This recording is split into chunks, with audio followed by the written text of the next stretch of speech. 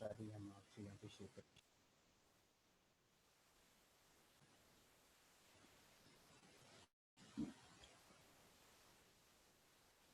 Dear aspirants, आपने इससे पहले मेरी ऑनलाइन कुछ और भी ओरिएंटेशन क्लासेस ली होंगी, लेकिन आज की हमारी ओरिएंटेशन जो ये सेशंस है ये प्रॉपरली एक स्टार्टअप है इनोवेटिव सीएसएस एकेडमी की तरफ से। और इंशाल्लाह हम आज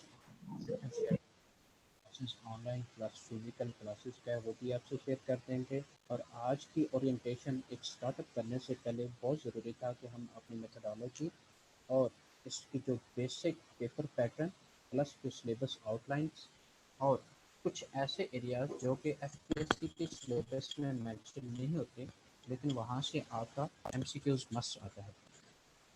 तो हम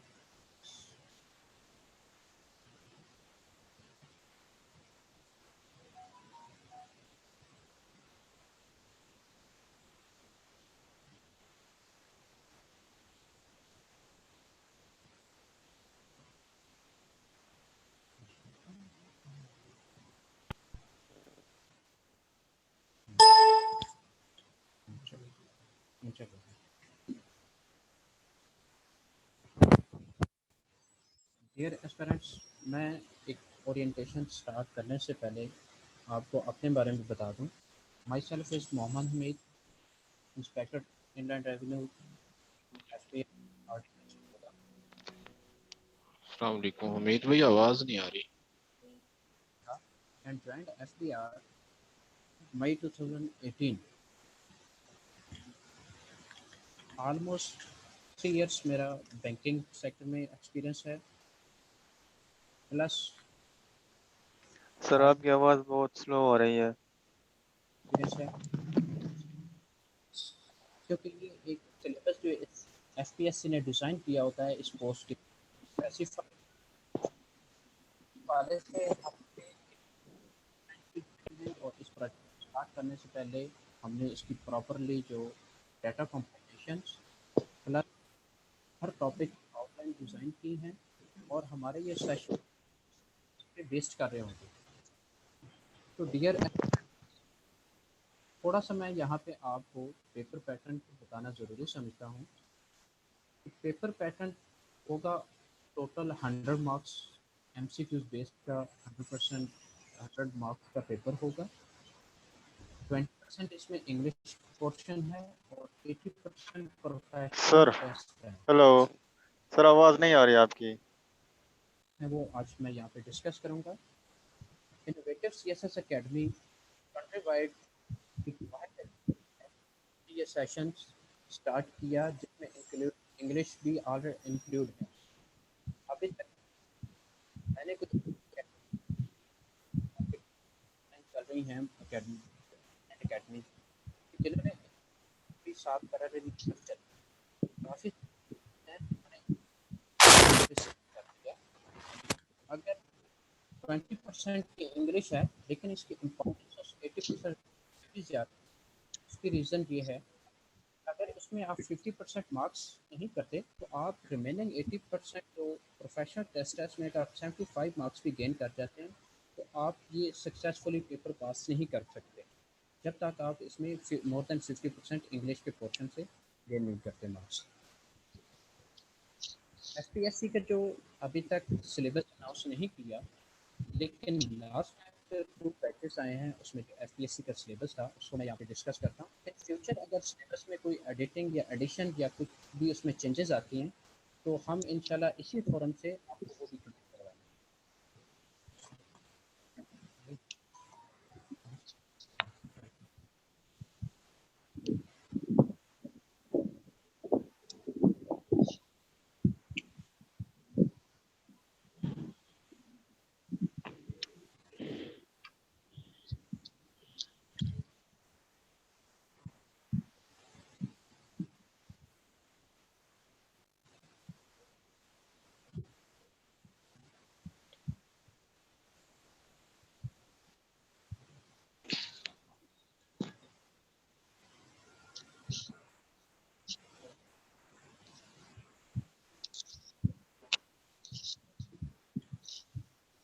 डियर सॉरी, हमारी कुछ डिस्टॉर्शन की वजह से हमें कुछ ब्रेक थे हम अपना डिस्कशन का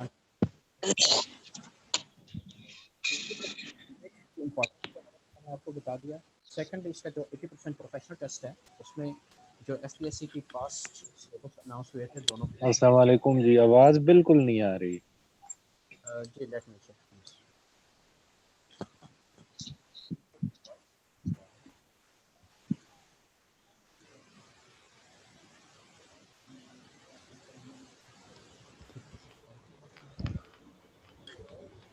कैसे भी बोल दो।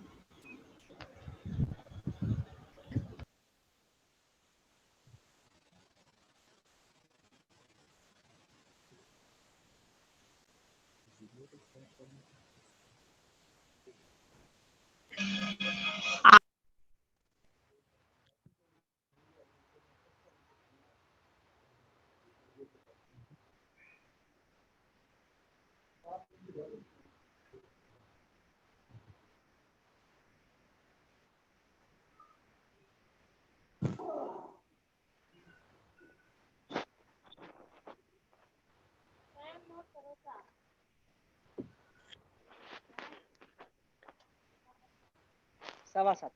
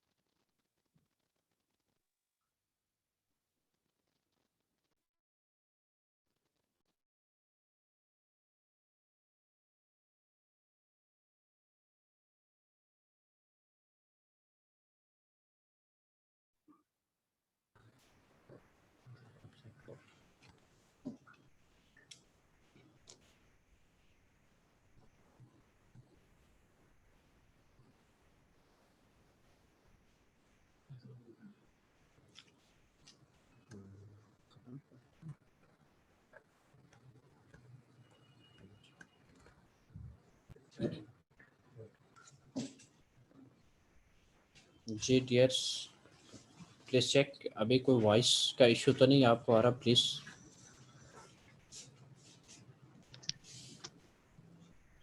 आवाज अब ठीक है। जी ठीक हो गया। तो डियर्स हम जज़ाकल्लाह। अपना sessions, thank you very much. तो डियर्स हम अपना सेशंस कंटिन्यू रखते हैं।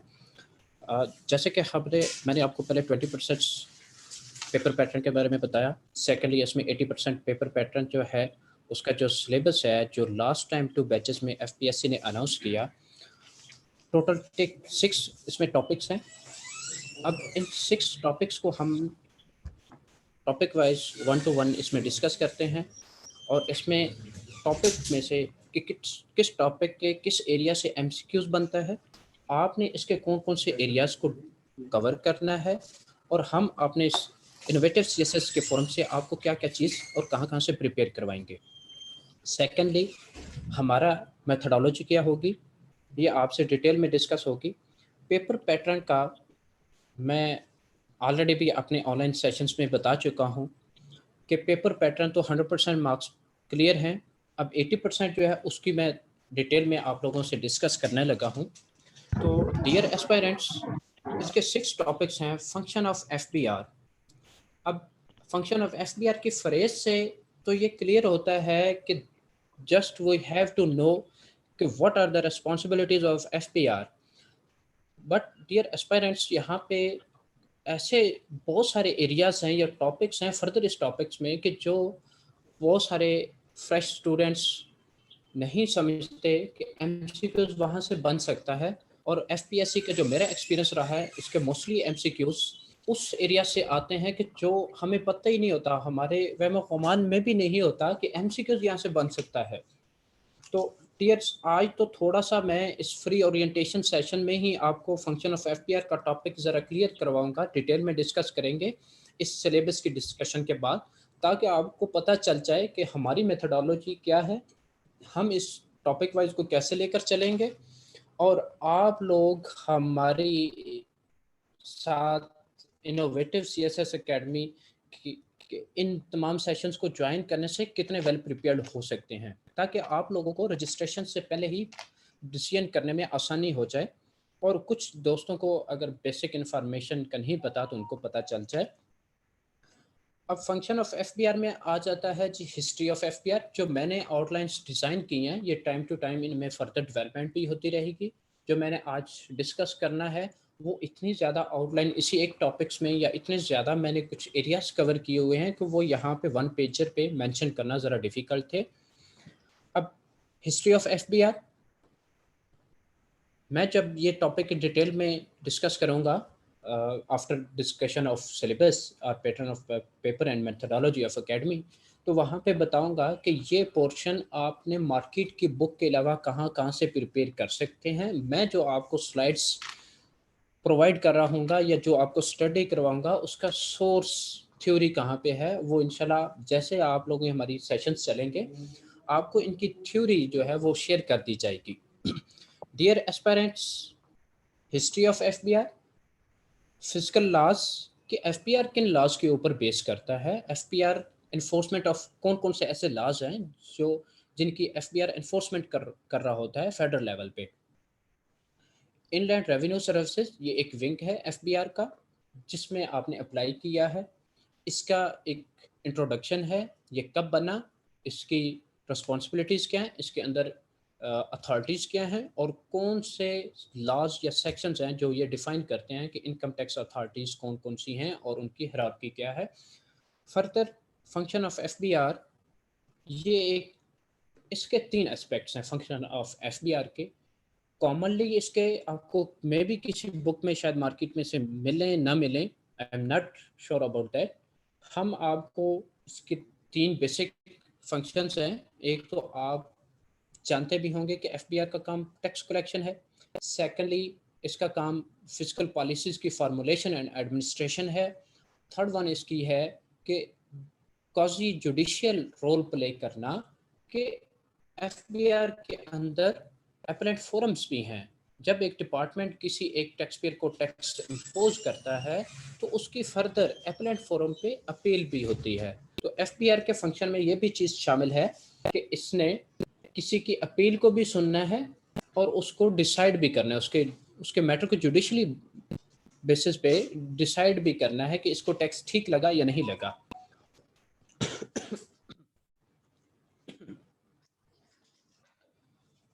तो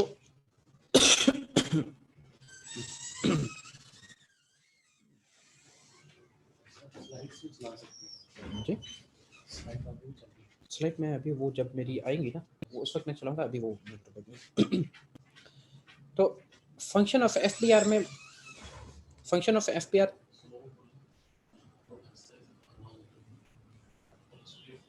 ठीक है। फंक्शन ऑफ एफबीआर के 3 एस्पेक्ट्स हैं। एक जेनेरिक इसके होते हैं, further federal board of revenue act 2007 के अकॉर्डिंगली सेक्शन 3 एंड 4 में इसके फंक्शन डिफाइंड हैं कि बोर्ड के क्या क्या फंक्शंस होते हैं। हम जब अपना थॉरली कंप्लीट सेशन स्टार्ट करेंगे तो इस चीज़ को डिटेल में डिस्कस करेंगे। वो 15 to 16 है, वो पोर्शन मैं आपको वहाँ से क्लियर करवाऊंगा एज पर लॉ। फिर इनकम टैक्स ऑर्डिनेंस 2001 के अकॉर्डिंगली कमिश्नर, चीफ कमिश्नर और हमारे चेयरमैन के, जो एफपीआर के चेयरमैन हैं, उसके पावर्स एंड उनकी रिस्पॉन्सिबिलिटीज़ हैं। तो हम इस एक फंक्शन ऑफ एफपीआर के टॉपिक को मल्टीपल एस्पेक्ट से क्लियर करवाएंगे और आपको बताएंगे कि इस बेसिस पे जो फंक्शंस हैं लॉ बेसिस पे उसके एमसीक्यूज ऐसे बनता है और जेनेरिक बेसिस पे जो एमसीक्यूज होते हैं वो यहाँ से बनते हैं। जैसे ही हमारा एक टॉपिक क्लियर होगा, टॉपिक क्लियर होते ही आपसे एक सेल्फ असेसमेंट कंडक्ट किया जाएगा। वो मैक्सिमम 20 to 30 या 15 to 20 ये एमसीक्यूज होंगे। जैसे जैसे टॉपिक हमारा आगे चलता जाएगा या जिस तरह इनकम टैक्स ऑर्डिनेंस है, फिजिकल पॉलिसी है, तो इनके एमसीक्यूज भी ज़्यादा आपसे शेयर किए जाएंगे।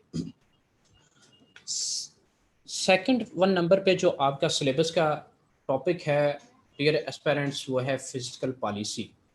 डियर्स, यहाँ पे मैं आपको एक चीज़ क्लियर करता जाऊँ कि हम लोगों ने मास्टर लेवल पे, ग्रेजुएशन लेवल पे फिजिकल पॉलिसी को बेसिकली भी पढ़ा होता है। इकोनॉमिक्स वालों ने इसको थोड़ा थॉरोली अच्छा खासा पढ़ा होता है, लेकिन एफपीएससी अगर पेपर इजी बनाए तो इसका बेसिक से एमसीक्यूज देता है। अगर कंसेप्चुअल बना दे तो वो फिजिकल पॉलिसी को कंट्री के अंदर प्रैक्टिकली देखता है और प्रैक्टिकली जो इसकी चीज़ें हैं वहाँ से एमसीक्यूज बनता है और कंसेप्चुअल से भी बनता है कि एक फिजिकल पॉलिसी किसी स्टेट को क्यों ज़रूरी है कि वो फिजिकल पॉलिसीज़ पे डिपेंड करे, फिजिकल लॉज क्या हैं, फिजिकल पॉलिसीज़ की टाइप्स क्या हैं, इसकी रिस्पॉन्सिबिलिटी किसकी है, इसके कंपोनेंट्स क्या हैं और इसके टूल्स क्या हैं। किसी भी इकोनॉमी के ऊपर कोई भी गवर्नमेंट प्लान करती है तो उसने फिजिकल पॉलिसी के अंदर क्या चेंजेस करे तो इकोनॉमी के ऊपर क्या इम्पैक्ट पड़ेगा। तो ये एक थोड़ा सा मैनेजरियल लेवल पे चीज़ टॉपिक हम इंशाल्लाह आपको करवाएंगे, जो कि किसी भी मार्केट की बुक से आपको नहीं मिलेगा।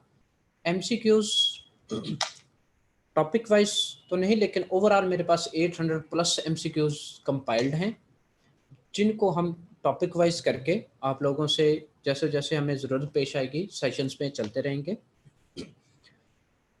यहाँ पे एक चीज़ जो अक्सर स्टूडेंट्स गलती कर जाते हैं कि फिजिकल पॉलिसी को तो वो पढ़ लेते हैं, ऑनलाइन भी बजट भी डिस्कस कर लेते हैं, इकोनॉमिक इंडिकेटर्स भी मेमोराइज कर लेते हैं, एमसीक्यूज भी कर लेते हैं, लेकिन जो फिजिकल पॉलिसी की पैरेलल चीज़ चल रही होती है वो एक और मॉनेटरी पॉलिसी है। डियर एस्पिरेंट्स, ये सिलेबस का हिस्सा नहीं है, लेकिन जब आप फिजिकल पॉलिसी की पैरेलली उसकी ऑपोजिट कोई स्टेटमेंट आती है तो वो मॉनेटरी पॉलिसी से रिलेट कर रही होती है। एफपीएससी अपने एमसीक्यूज ऐसे डेवलप करता है कि जो फिजिकल पॉलिसी के ऑपोजिट साइड को कवर करते हैं। और अगर आपने मॉनेटरी पॉलिसी को डिस्कस किया होगा या मेमोराइज किया होगा या उसके एमसीक्यूज किए होंगे, then you will be able to make a correct answer और रिलेटेड टू फिजिकल पॉलिसी। ये चीज़ हमारे सेशंस में थॉरली करवाई जाएगी, इनका कंपैरिजन करवाया जाएगा ताकि आपको दोनों physical policy versus monetary policies के कंसेप्ट क्लियर हों।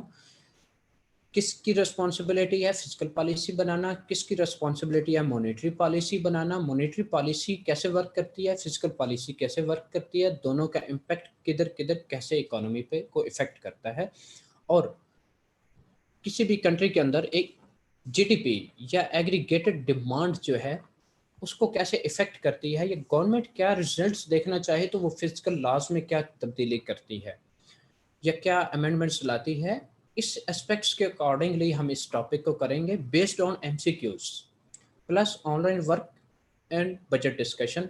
इकोनॉमिक इंडिकेटर्स भी आपसे शेयर किया जाएंगे और उनको, जैसे कि एक आपको एग्जांपल देता हूँ, टैक्स टू जीडीपी रेशो ये परसेंटेज है, इसकी कैसे कैलकुलेट करना है, ऑनलाइन कौन सी चीज़ आपने मिनिस्ट्री ऑफ फाइनेंस से उठानी है जहाँ से आप ये खुद कैलकुलेट कर सकें।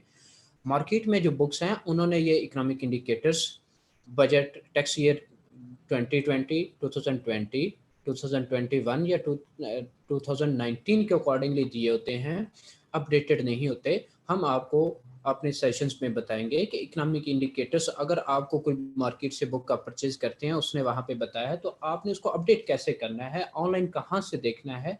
हम आपको इस पे पावर पॉइंट्स में बनी हुई स्लाइड्स प्रोवाइड करेंगे, प्लस जो इकोनॉमिक सर्वे है उसकी कंक्लूजन जो है उसको आप करते हैं। ये टॉपिक हम आपको इस हद तक प्रिपेयर करवाएंगे या आपको मटेरियल के अंदर ऐसी गाइडेंस प्रोवाइड करेंगे कि कल को जब आप रिटर्न में सक्सेसफुल होते हैं तो आपका ऑलमोस्ट ये टॉपिक इंटरव्यू लेवल के लिए भी प्रिपेयर हो जाए, क्योंकि इंटरव्यू रिटर्न से भी ज़्यादा इंपॉर्टेंट होता है और वो 200 मार्क्स का होता है।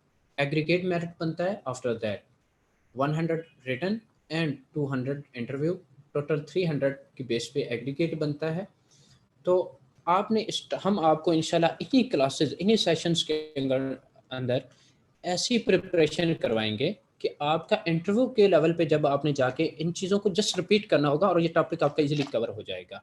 हम कोई भी ऐसा काम नहीं करेंगे कि जस्ट मार्केट से बुक उठाएं और एमसीक्यूज आपसे शेयर कर देंगे।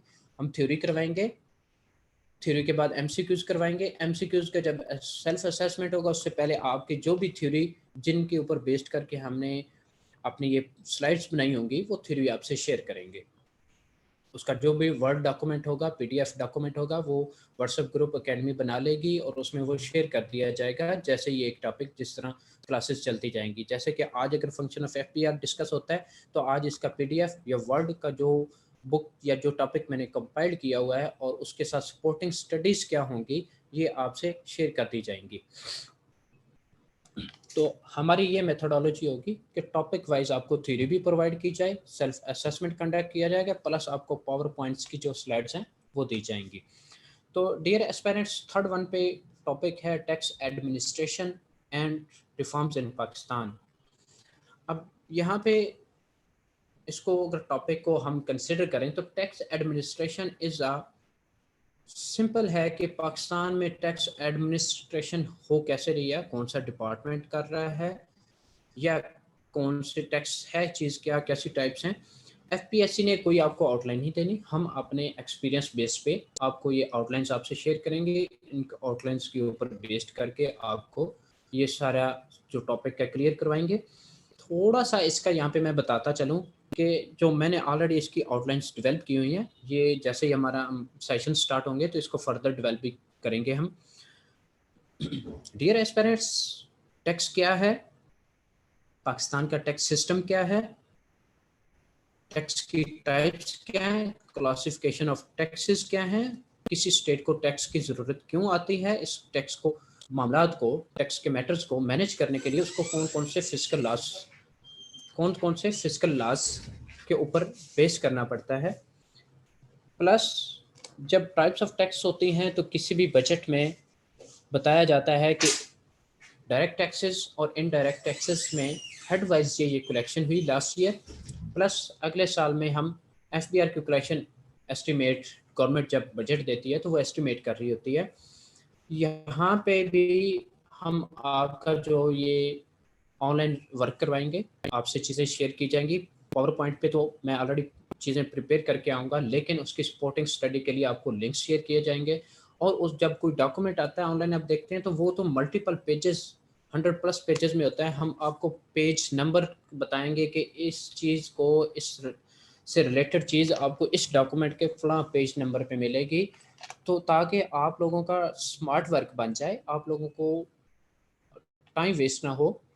साथ ही बजट जो 2020 एंड 21 या 2021-22 आ चुका है, जो कि उसमें चीज़ें डिस्कस करेंगे कि टैक्स से रिलेटेड जो इनकम टैक्स रेवेन्यू है या ओवरऑल टैक्स रेवेन्यू है उसका हेड वाइज कितना कितना एस्टिमेटेड है और लास्ट ईयर क्या क्या कलेक्शंस हुई।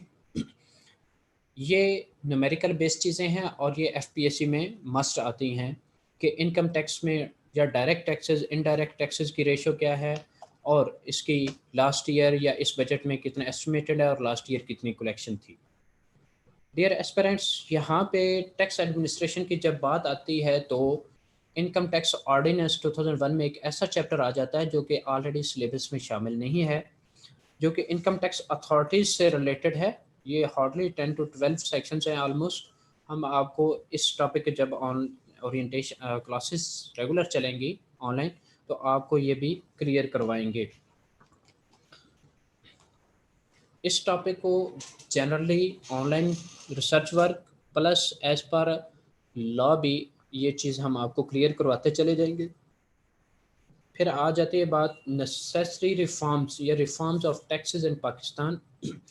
डियर्स, ये अगर आप FBR की वेबसाइट विजिट करें वहाँ पे भी डाटा मिल जाता है।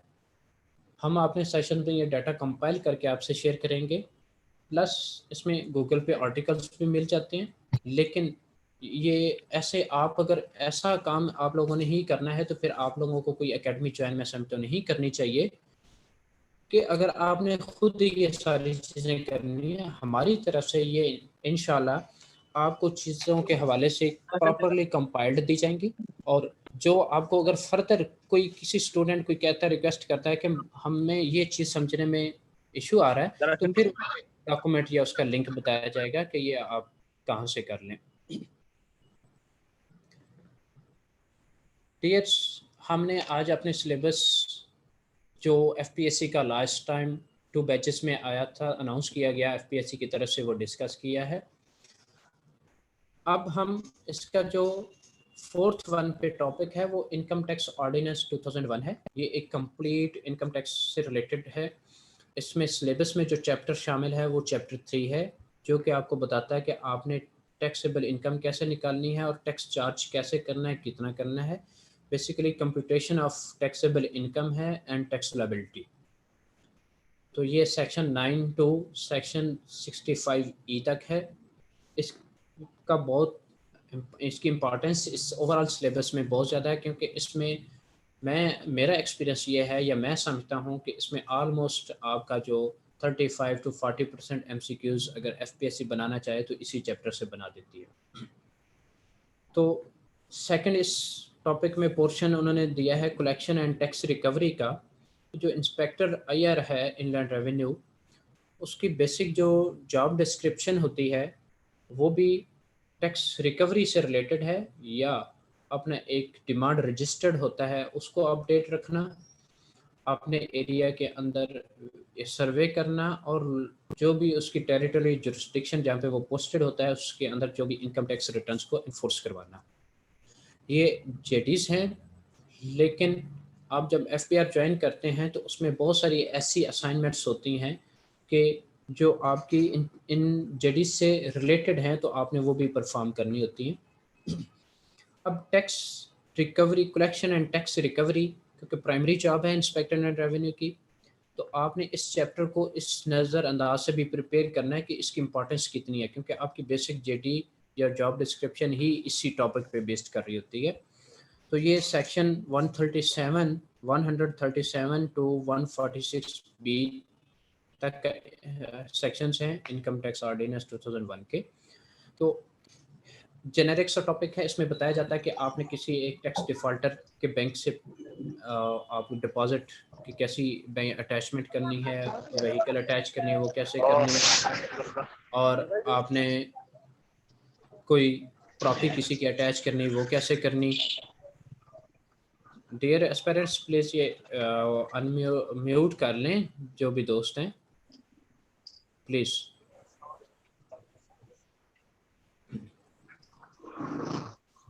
तो डियर एस्पिरेंट्स 5th वन पे हमारा जो सिलेबस का पोर्शन है इसमें टॉपिक है वो सेल टैक्स एक्ट 1990 है। यहाँ पे कंप्लीट ये सेल टैक्स है, सिलेबस में इंक्लूडेड है, डेफिनेशन इसकी लेंथी हैं, उसमें काफ़ी सारी चीज़ें कॉम्प्लिकेटेड भी हैं लेकिन हम आपको इम्पॉर्टेंट डेफिनेशन मस्ट करवाएंगे और इसमें डेफिनेशन में से MCQs मस्ट आता है। बाकी इसका न्यूमेरिकल है वो भी इंशाल्लाह हम आपको करवाएंगे। तो यहाँ पे थोड़ी सी एक चीज़ आपको पिछले टॉपिक से बताता चलूँ कि जो chapter 3 of income tax ordinance 2001 है इसकी इंटरप्रिटेशन ज़रा डिफ़िकल्ट होती है फ्रेश स्टूडेंट्स के लिए। हम एक स्पेशल सेशन डिज़ाइन करेंगे जिसमें जस्ट हम प्रैक्टिकली रीडिंग करके इंटरप्रिटेशन समझाई जाएगी ताकि हमने जब अगले ये तीनों सर जी एक्ट्स आपकी करने हैं। आवाज बहुत कट कट के आ रही है। जी अब आ रही है आवाज़?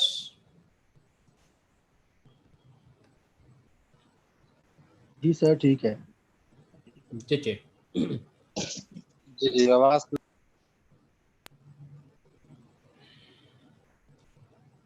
डियर एस्पिरेंट्स, प्लीज़ आप अपनी तरफ भी इंटरनेट कनेक्टिविटी चेक करें। मेरे पास तो ये अभी बिल्कुल ठीक आ रही है, कोई ऐसा इशू मेरे पास रिफ्लेक्ट नहीं हो रहा, लेकिन मैं चेक कर रहा हूँ।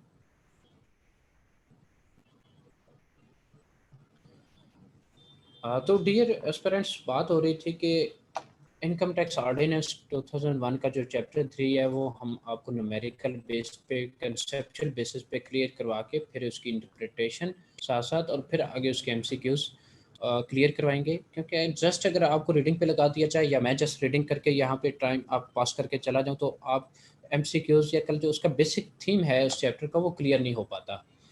तो हमारा इंशाल्लाह मेरे जितने भी डिज़ाइन सेशंस होंगे वो इस नेचर के होंगे कि कल को आपका इंटरव्यू भी ईजिली हो जाए, क्लियर हो जाए, आप इतने वेल प्रिपेयर्ड हो जाएं कि कल को आपको इंटरव्यू के टाइम पे भी इशू ना आए। बाकी इनकम टैक्स ऑर्डिनेंस 2001 से काफ़ी सारी ऐसी चीज़ें जो जहाँ से एमसीक्यूज आते हैं, जैसा कि डेफिनेशन वाला पोर्शन है और काफ़ी सारे ऐसे सेक्शंस हैं जो मैं समझता हूँ अपील वाला चैप्टर है, इनकम टैक्स अथॉरिटीज़ वाला चैप्टर है। ये ऐसी चीज़ें कि जो सिलेबस में शामिल तो नहीं लेकिन इम्पॉर्टेंट बहुत ज़्यादा हैं, इनको छोड़ा नहीं जा सकता। तो हम अपने सेशंस में ये आपको चीज़ें वो सारी रिस्क एरियाज आपके कवर करवाएंगे। इसी तरह सेल टैक्स एक्ट 1990 क्योंकि सारा शामिल है सिलेबस में, तो इसका न्यूमेरिकल्स भी हैं, बाकी ये जेनेरिक नेचर का होता है, तो इसका भी कोई चैप्टर छोड़ा नहीं जा सकता। आफ्टर जब हमारे सेशन एंड होंगे तो मैं इसमें से आपको कुछ सिलेक्टिव स्टडीज़ का कह दूंगा कि आपने अब जब रिपीट सिलेबस करना है तो आप टाइम वेस्ट ना करें, जस्ट ये चीज़ें मस्ट रिपीट करें। इसी तरह डियर एस्पिरेंट्स, 6.1 पे आपका टॉपिक है फेडरल एक्साइज एक्ट 2005। ये भी एक फिजिकल लॉ है, इसके ऑलमोस्ट सेक्शंस जो हैं 45 हैं, आपने सिलेबस में कंप्लीट इंक्लूडेड है। यहाँ पे इशू ये आता है डियर एस्पिरेंट्स के वही चीज़ डिफ़ाइन की गई है एफईडी में, वही चीज़ डिफ़ाइन की गई है इन सेल टैक्स एक्ट में। इस इधर सेक्शन और होता है एफईडी में, सेल टैक्स में सेक्शन और होता है। ये जब एमसीक्यूज आता है तो वो वहाँ पे समटाइम नहीं लिख रहा होता कि ये मैं क्वेश्चन सेल टैक्स एक्ट के अकॉर्डिंगली पूछ रहा हूँ, एफपीएससी जो एमसीक्यूज डिफाइन होता है, या वो एफईडी के अकॉर्डिंगली आपसे आंसर लेना चाह रहा है। लेकिन जो अवेलेबल ऑप्शंस होते हैं वो आपको क्लियरली एक सेंस बना देते हैं कि ये सेक्शन जो हैं ये तो एफईडी में है, ये वाले सेक्शन इस चीज़ से रिलेटेड एफईडी में है या सेल टैक्स एक्ट में है।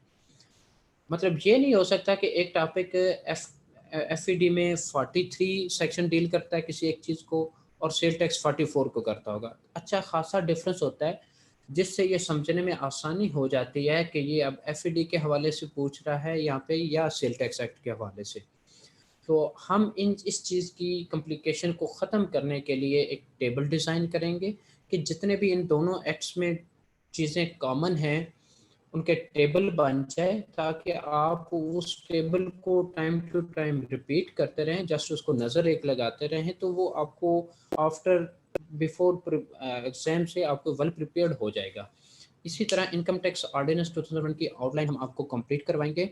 हमारे जो फिजिकल सेशंस हैं उसमें तो हम वो आपको कंप्लीट एक जैसी क्लास होती है वहाँ पे हम एक वो चार्ट सा लगा देंगे, टेबल ऑफ कंटेंट्स, स्टूडेंट्स आते जाते उसको देखते रहें और वो उसको वेल प्रिपेयर कर लें। इसी तरह जैसे ये 6 टॉपिक्स क्लियर होते हैं, इसके अलावा अब सिलेबस में एफपीएससी तो काफ़ी सारी चीज़ें नहीं मेंशन करता आउटलाइंस, लेकिन मैं समझता हूँ कि काफ़ी सारी ऐसी चीज़ें हैं कि जो आपका रिस्क एरियाज होती हैं। इन 6 टॉपिक्स के से हट कर भी आपने उन चीज़ों को क्लियर करना होता है। मैं आपको इंशाल्लाह उनके सेशन सेपरेट हम जो रिस्क एरियाज होंगे जो कि इन 6 टॉपिक्स में टॉपिक्स नहीं क्लियर होते वो सेपरेटली आपसे शेयर किए जाएंगे कि आपने अगर सेल्फ स्टडी भी आफ्टर हमारे सेशन एंड होने के बाद करनी है तो ये चीज़ें आप इन 6 टॉपिक्स के साथ कंसिडर करके रखें। पेपर अगर कंसेप्चुअल बनता है तो वो डेप्थ में एफपीएससी वाले चले जाते हैं, उनका जो एमसीक्यूज हैं वो बेसिक से अगर हट जाए तो फिर ऐसा लगता है कि ये तो सिलेबस में चीज़ नहीं थी। तो ऐसी चीज़ें आपको ज़रूर एंड पे हम टिक मार्क करवाएंगे कि ये चीज़ें आपने मस्ट रिपीट करनी है। डियर एस्पिरेंट्स, एक चीज़ यहाँ पे आपसे शेयर करता चलूँ कि जब मेरा ये एग्ज़ाम हुआ था तो मैंने ऑलमोस्ट 2 टू 3 टाइम रिपीट किया था और मैंने उसमें से फिर एक मेथोडोलॉजी डेवलप की थी। उसमें मुझे हेल्प आउट किया था जो ऑलरेडी एफबीआई में इंस्पेक्टर थे और कुछ मेरे दोस्त थे जो ऑलरेडी एफपीएससी के एग्ज़ाम देते थे। उन्होंने मुझे गाइड किया कि आप ऐसी अपनी मेथोडोलॉजी डेवलप करें कि जब चीज़ आप रिपीट कर रहे हो तो उस रिपीट के अंदर वो चीज़ें आएँ कि जो इतनी ज़रूरी हैं कि छोड़ी नहीं जा सकती। मैं डियर एस्पिरेंट्स आपको ये बताता हूँ कि आप किसी एकेडमी से सेशन लेते हैं, जब तक आपने इस सिलेबस को रिपीट नहीं करना, आप एफपीएससी का पेपर ये 100 मार्क्स वाला क्योंकि स्पेसिफिक सिलेबस है, कवर नहीं कर सकते। लॉ टर्मिनोलॉजी है, जिन्होंने लॉ नहीं पढ़ा उनको इंटरप्रिटेशन में इश्यूज आते हैं। कुछ जिनका लॉ बैकग्राउंड है, कुछ एस्पिरेंट्स का, उनको फिजिकल पॉलिसी की बेसिक चीज़ों का नहीं पता होता और उसकी थीम क्या है, वो वर्क कैसे करती है नहीं पता होता। टैक्स एडमिनिस्ट्रेशन का एरिया कितना ब्रॉड लेवल पे है वो चीज़ों का नहीं पता होता। इन तमाम चीज़ों को मद्देनज़र रखते हुए हमने ये एक सेशन कंडक्ट करने जा रहे हैं कि जो कि इंशाल्लाह हम सैटरडे संडे या मंडे को फर्स्ट हमारी क्लास होगी। ये प्रॉपरली इंशाल्लाह अनाउंस हो जाएगी। आपको जितने भी ऑलरेडी इनोवेटिव सीएसएस एकेडमी ने मार्केटिंग किया उसमें इन्होंने एक कॉन्टैक्ट नंबर शेयर कर दिया है। बेस्ट है कि जो आप लोग मुझसे डायरेक्टली रब्ता कर रहे हैं, आप उन्हीं के जो ऑफिशियल कॉन्टैक्ट नंबर है वहाँ पे रब्ता करें, अपनी enrolment as soon as possible करवा लें ताकि हम जितना जल्दी हो सके इस सेशन को स्टार्ट करें नेक्स्ट 2 और 3 डेज़ के अंदर अंदर। और प्रॉपरली, क्योंकि ऐसा है कि अगर आप लेट ज्वाइन करते हैं तो हमारी क्लासेस अगर 2-3 होगी तो वो क्लासेस हम किसी 1-2 स्टूडेंट के लिए रिपीट नहीं कर सकते। इसमें टाइम वेस्टेज होती है और डिस्टर्बेंस क्रिएट होती है जो रेगुलर क्लासेस ले रहे होते हैं। डियर एस्पिरेंट्स, एक चीज़ आपको यहाँ पे गाइड करता चलूँ, जो कि अक्सर क्वेरी आती है कि सर हमें कोई बुक रिकमेंड कर दें। मैं आपको बुक तो रिकमेंड कर दूँ, लेकिन इशू ये आता है बुक के या तो एमसीक्यू बेस्ड है, एमसीक्यूज, या फिर जस्ट थ्योरी है उसमें। अगर थ्योरी प्लस एमसीक्यूज है तो उसने टॉपिक वाइज एमसीक्यूज नहीं बनाए, जो कि मैं समझता हूँ कि इस तरह एक फ्रेश स्टूडेंट को अंडरस्टैंड करना डिफ़िकल्ट हो जाता है। तो इसके लिए बहुत ज़रूरी है कि आप इसके लिए ऑनलाइन जितना भी मटेरियल अवेलेबल हो टॉपिक वाइज उसको क्लियर करते चले जाएं।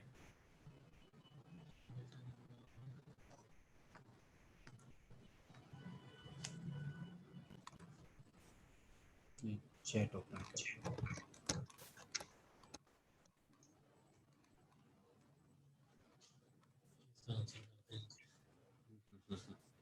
ठीक है।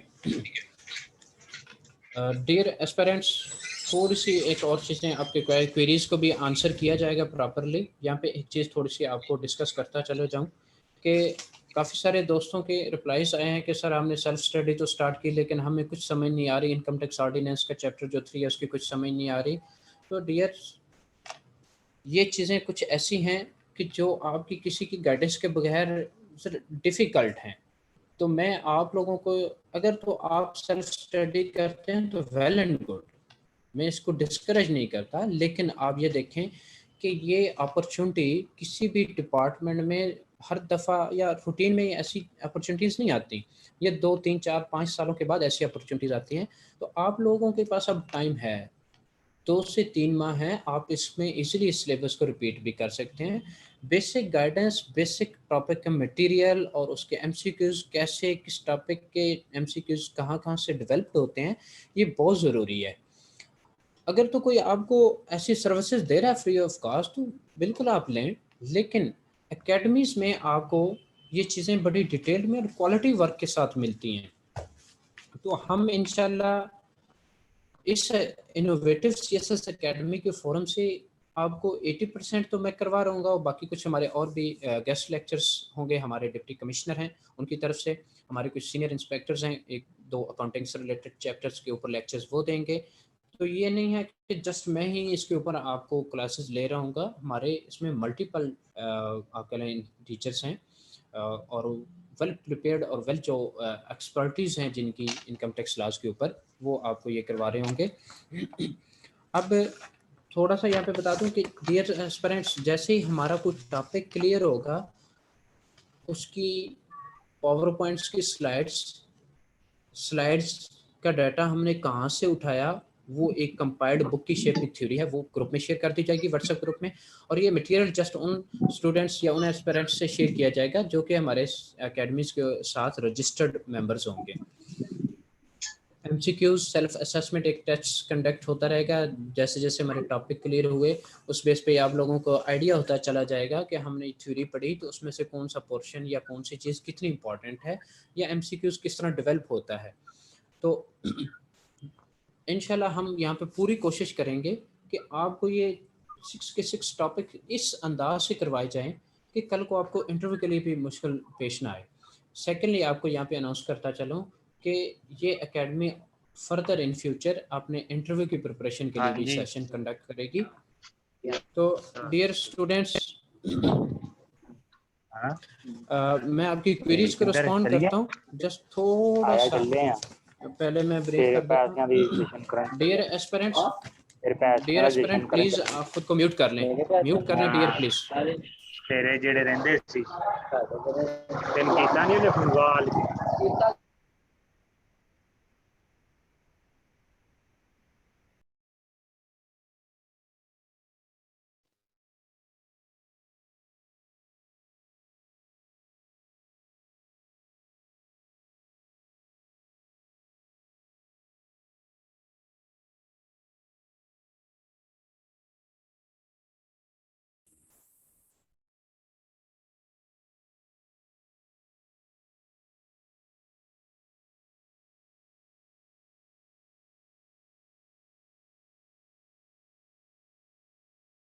मैं ते वावा हुण इहनूं कीती हैगी है।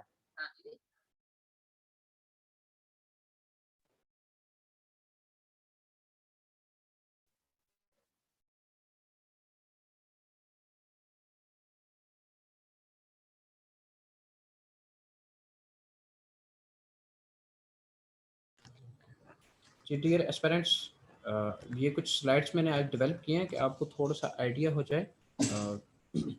ठीक है जी, हम फंक्शन ऑफ FBR डिस्कस करने से पहले आपकी क्वेरीज को आंसर करते हैं। डियर एस्पिरेंट्स, जैसे जैसे क्लास ऑनलाइन सेशंस की होगी, इसकी जो रिकॉर्डेड लेक्चर होगा या जो सेशन होगा वो 24 आवर्स के लिए जूम पे अवेलेबल होगा। कि अगर किसी के पास कोई इंटरनेट में इशू था तो वो बाद में इसको प्रॉपरली इसको लिसन कर ले। जी, ये सिर्फ रजिस्टर्ड स्टूडेंट्स को ऑफर की जाएगी। अवेलेबल लेक्चर्स जितना भी मटेरियल है जैसे रजिस्टर्ड स्टूडेंट्स को दिया जाएगा। फ़ी इंस्टॉलमेंट में पे करने के लिए आप जो ऑफिशियल एकेडमी का कॉन्टैक्ट नंबर है वहाँ पर कांटेक्ट करें, उनसे आप रिक्वेस्ट कर सकते हैं। और मैक्सिमम अगर आपको इसमें कोई फेवर मिली तो वो 2 इंस्टॉलमेंट्स की मिल सकती है। लेकिन वो ये चीज़ें जब आप फ़ी पे कर रहे होंगे या एनरोलमेंट कंफर्म कर रहे होंगे उस वक्त ये चीज़ें तय होंगी। जी, नेक्स्ट क्वेरी है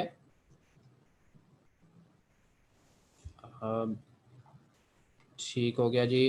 क्विज जो है जी वो इंशाल्लाह जैसे ही हमारा जो टॉपिक क्लियर होगा, जो फर्स्ट 3 टॉपिक्स हैं वो तो जेनेरिक होते हैं, उनका MCQs जैसे टॉपिक क्लियर होगा तो हम उसका MCQs लेंगे, क्विज लेंगे। लेकिन जो इनकम टैक्स ऑर्डिनेंस का चैप्टर 3 है उसका हम पार्ट वाइज, क्योंकि वो चैप्टर है लेंथी चैप्टर है, तो उसका हम पार्ट वाइज साथ साथ आप कर लेते हैं। जैसे उसके 3-4 लेक्चर होते जाएंगे, उसका क्विज या उसकी जो MCQs हैं वो आपसे शेयर करते चले जाएंगे। क्लासेस का जो डेज हैं जी ये वीक में 6 डेज होंगी और इनकी टाइमिंग यही होगी 5:30 या 5:45 टू हम इसमें 6:30 6:45 तक मैक्सिमम करेंगे फिजिकल के लिए। और ऑनलाइन के लिए हम 7 to 8 या 7 to 8:15 तक लेकर जाएंगे। 1 घंटा से सवा घंटे के दरमियान ये सेशन होगा और 6 डेज के लिए होगा। इसमें फ्राइडे या संडे ऑफ होगा, वो एकेडमी की मैनेजमेंट की तरफ से आपको प्रॉपरली इन्फॉर्म कर दिया जाएगा। वीकेंड क्लासेस अगर संडे ऑफ होता है तो फिर ऑफ होगा ऑब्वियसली, अगर फ्राइडे ऑफ होता है तो फिर संडे को क्लास हुआ करेगी।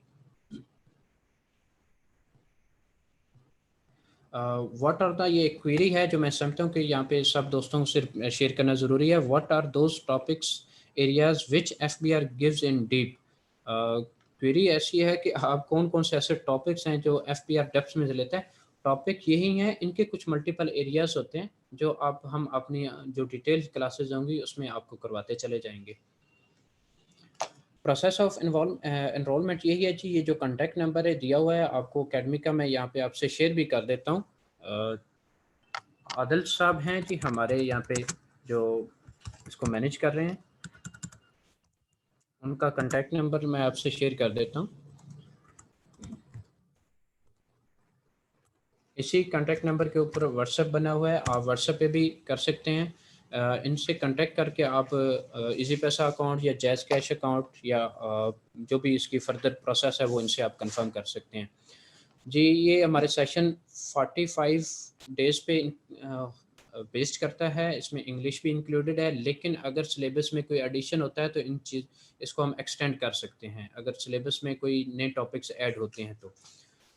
और इसको अगर कोई टॉपिक में किसी में इशू आता है तो ये 2-3 सेशंस और भी लगाए जा सकते हैं। आपकी प्रिपरेशन को हम बेस करेंगे, ना कि 45 डेज़ को देखेंगे। ये पीडीएफ या वर्ड में आपको जो नोट्स और एमसीक्यूज़ हैं वो पीडीएफ या वर्ड में जैसे जैसे मेरी कंपाइलेशन टॉपिक वाइज क्लियर होती जाएगी, जो टॉपिक आपको स्टडी करवाया जाएगा वो क्लियर करवा दिया जाएगा, आपको प्रोवाइड कर दिया जाएगा जी। इंग्लिश का पोर्शन इंक्लूडेड है वहाँ पे ऑलरेडी इस एकेडमी, क्योंकि ये एक कम्पिटिटिव एग्ज़ाम के लिए ऑलरेडी सेशन चल रहे हैं इस एकेडमी में, तो जो टीचर ऑलरेडी यहाँ पे कम्पिटिटिव एग्ज़ाम के लिए इंग्लिश का पोर्शन करवाते हैं या इंग्लिश पढ़ा रहे हैं वही इस 20% का जो मार्क्स का इंग्लिश का पोर्शन है वही करवाएंगे यहाँ पे। तो वीक में 1 या 2 क्लासेज उनकी होंगी, बाकी ये 80% जो सिलेबस है इसकी क्लासेज हुआ करेंगी। इसका टेंटेटिव जो शेड्यूल है वो प्रॉपरली कल परसों तक आप लोगों से शेयर कर दिया जाएगा, और क्लासेस जो हैं वो इंशाल्लाह हमारी फ्राइडे या सैटरडे को इंशाल्लाह हम प्रॉपर फर्स्ट क्लास जो है हमारी स्टार्ट हो जाएगी। तो मैं आप लोगों से अगेन रिक्वेस्ट करता हूँ कि एज सुन एज पॉसिबल आप लोग अपनी जो इसकी एनरोलमेंट है ये अपनी कंफर्म कर लें ताकि हम इसमें मज़ीद डिले ना हो।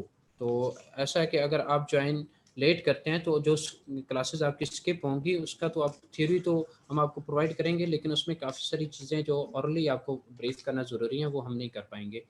एफपीएससी का जो सिलेबस है वो आप एफपीएससी की वेबसाइट विज़िट करें, एफपीएससी की वेबसाइट विज़िट करें, डाउनलोड्स में सिलेबी के नाम से एक टैब होता है उसको आप विज़िट करें। अदरवाइज़ ये एकेडमी के जो फेसबुक ग्रुप है या व्हाट्सएप ग्रुप है, जैसे ही एनरोलमेंट कंफर्म होगी एक व्हाट्सएप ग्रुप बन जाएगा, उसमें सिलेबस भी शेयर कर दिया जाएगा।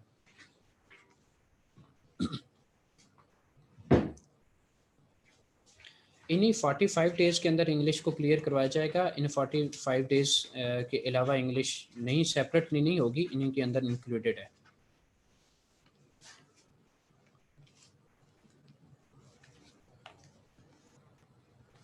जी जॉब ड्यूटीज़ जो हैं वो बेसिक हैं, इसकी टैक्स रिकवरी, फील्ड का सर्वे और इनकम टैक्स रिटर्न्स इन्फोर्स करवाना, प्लस एक इनका एफबीआर में एक रजिस्टर मेंटेन होता है, डिमांड या एरियर रजिस्टर उसको कहते हैं, उसको मेंटेन करना, उसको अपडेट करना, और उसके हवाले से जो भी नहीं उसके पास एरियर रजिस्टर है उस केस टू केस उसकी लीगल बेसिस पे चेक करना कि इस केस में स्टे है या इसकी रिकवरी का क्या मैटर्स हैं, एज पर लॉ उस फाइल को आगे उसमें प्रोसेस करना।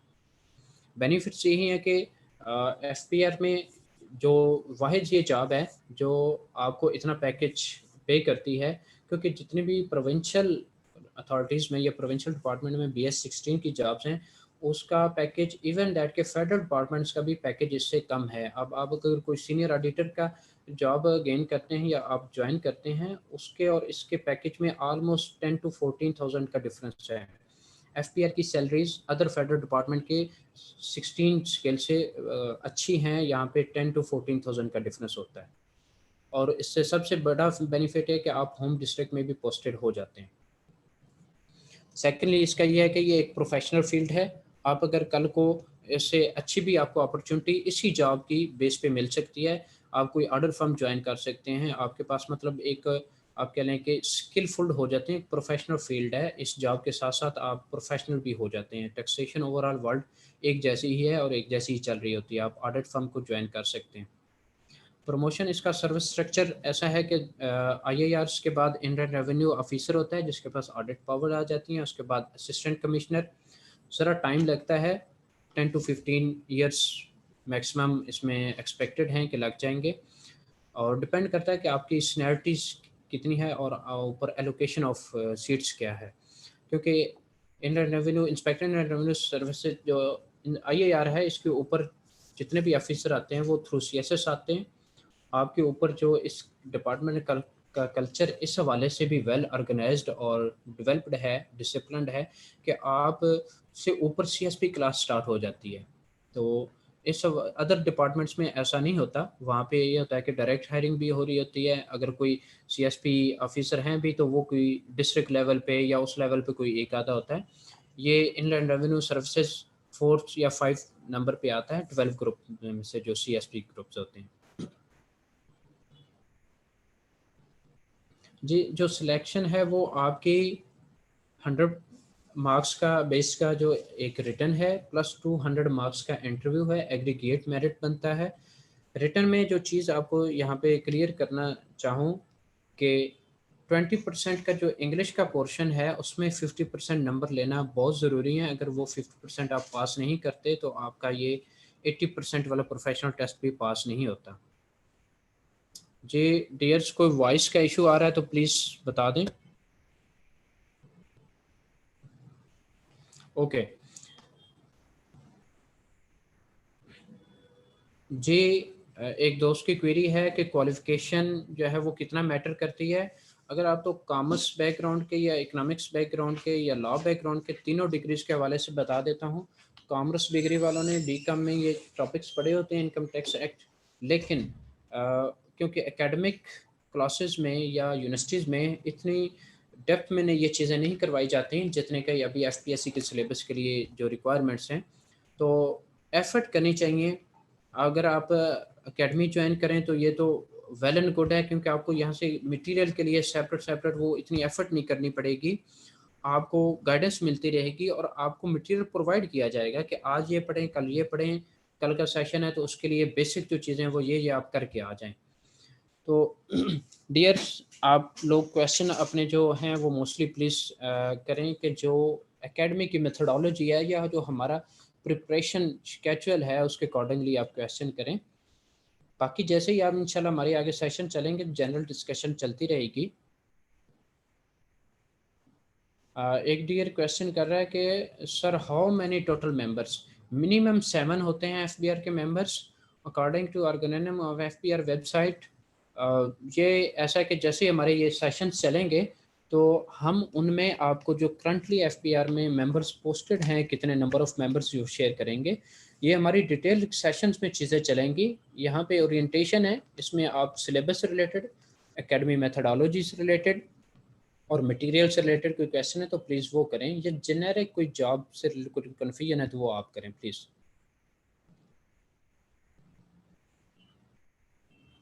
जी स्टैटिस्टिक्स वाले गैलेक्सी J7 के नाम से कोई ये एस्पिरेंट्स हैं, इन्होंने क्वेश्चन किया।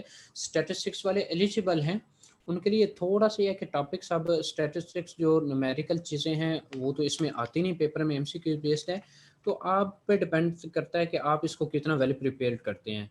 3 मंथ हैं, 3 से 4 मंथ आप इसको रिपीट भी कर सकते हैं। आप अपनी अगर सेल्फ स्टडी कर सकते हैं तो, लेकिन मैं आपको ये सजेस्ट करूँगा कि आप एट लीस्ट जो हैं बेसिक चीज़ें हैं उनको अंडरस्टैंड करने के लिए बहुत ज़रूरी है कि आप किसी आप एकेडमी को ज्वाइन कर लें, किसी ऑनलाइन सेशंस को ज्वाइन करें।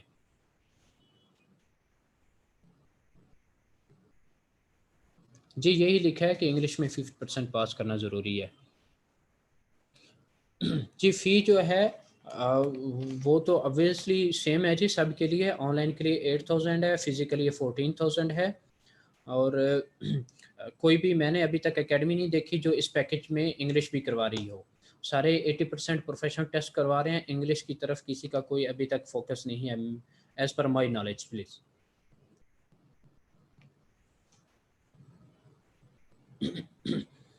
जी फैज साहब बहुत शुक्रिया, आप काफ़ी आंसर कर रहे हैं यहाँ पे एस्पिरेंट्स को, थैंक यू वेरी मच।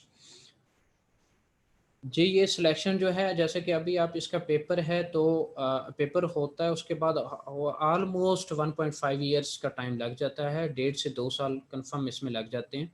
लेकिन अभी एफपीएससी ने कुछ इसको स्पीड अप किया है।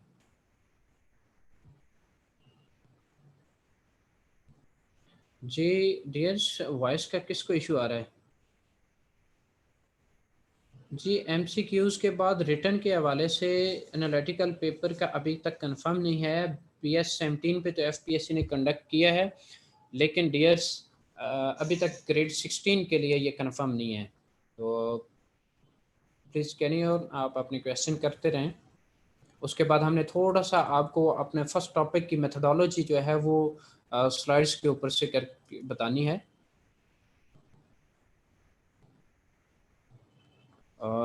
2 years का law, I did not get your point please, कि सिंपल बीए में आप ला कैसे पढ़ सकते हैं। यहाँ पे जो डिग्री रिक्वायरमेंट्स हैं एफपीएससी के वो हैं एलएलबी की।